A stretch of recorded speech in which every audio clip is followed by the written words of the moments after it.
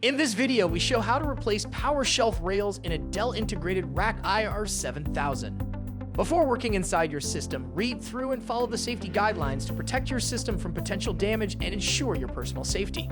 For more information about safety guidelines, see the service manual at dell.com/support. To remove the power shelf rails, start by removing the screws securing them in place. Then, slide the rails toward the front of the rack and pull them out completely. To install the power shelf rails, align the rails with the hooks on the rack. Slide them toward the rear until they are properly seated, then insert and tighten the screws to secure them. For more information or support about the Dell Integrated Rack IR7000, visit dell.com/support.